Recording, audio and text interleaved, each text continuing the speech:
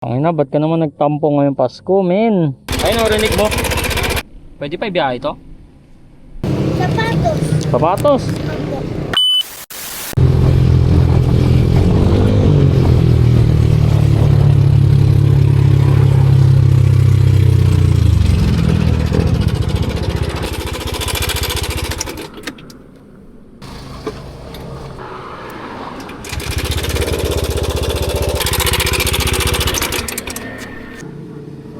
Men, nakita mo chat ko, bumigay ata tensioner ko. Bumigay ata yung tensioner. Narinig mo? Hindi, sa video napanood mo? Ayun, narinig mo? Sinend ko sa'yo video ah. Lagitik. Lagitik. Lagitik.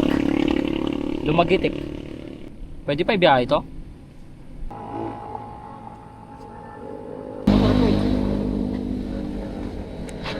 Ang ingay pa naman, okay lang ba ibiyahe yun? Wala akong alam na shop, maghahanap pa. Bali sa unahan, tsambahan lang to. Kung sakali, bala ko sana doon sa tropa sa Taytay eh. Tropa sa Taytay yung ano, tibos. Ba't talaga pwede tawid ko hanggang Kaintana?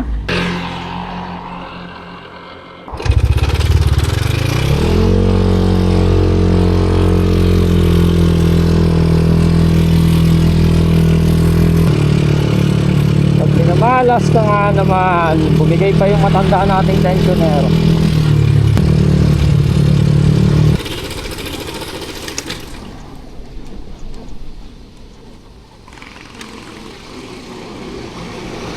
Sana bukas.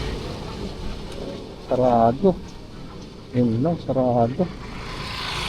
Sarado yung mga shop.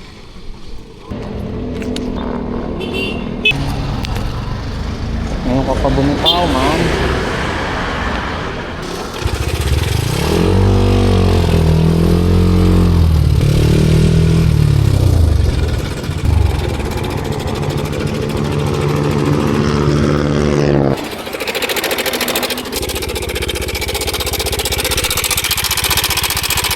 Malas ng Pasko. Di ko alam kung tensioner ang bumigay o crank. Uwi ka ng 25 to 30 km per hour. Utang ina, malas. Ito men, pakinggan mo pag i-start ko ah. Tangina, ba't ka naman nagtampo ngayong Pasko, men?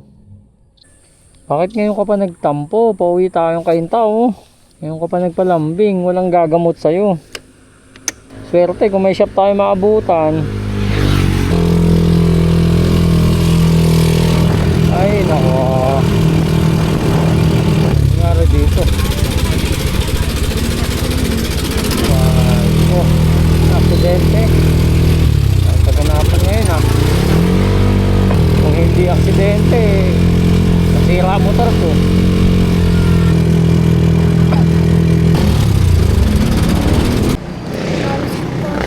Pamasko ka. Ano bibilin mo? Sapatos. Sapatos? Opo. Oh.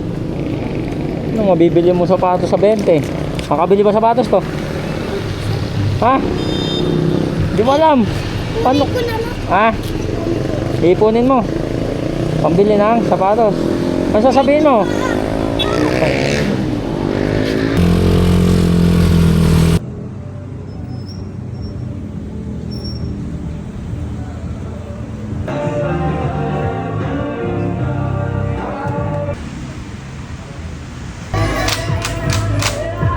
Tangina, kailangan mo talaga magtiwala sa mekaniko mo, boy. Kailangan ng 110% tiwala sa builder. Tangina, tensioner nga naging problema. Pwede na daw waswasin ulit. Hindi na tayo bumili ng automatic. Palag na sa manual. Let's go! Mas maganda talaga kapag nagparga ka, malalim bulsa. Bakit? Kasi anytime na magka-problema yung motor mo, hindi mo iindahin yung financial. Sa akin kasi, ang iniinda ko lang kanina yung hassle. Imbis na nakauwi na ako, ayun. Ang nangyari, na-hassle lang ako. Nung pinabreak ko yung babayaran, buti, tensioner lang. Eh what if crank yung naging problema? E di, easy 7K. Tapos labor, para ka nagpakarga. Tangina, kaya love na love ko Papa Ian ko eh. Hindi pinapabayaan, tsaka shoutout kay Boss Brian, tsaka kay Tatang. Kahit na 4 years old, 41 KO doon na yung motor ko. Tangina, halabaw pa din. Di basta bumibigay. Nasa nagbubuo lang din talaga eh. Kaya mahirap pag nagpabuo ka sa di mo kakilala o sino man yun. Dapat pure ball na solid. Shoutout din dun sa shop na pinagpagawaan ko, H&J ba yun? Ang babait ng mekaniko. Tapos ngayon 25, since Christmas, open sila. Ang dami nagpapagawa, isa na ako dun.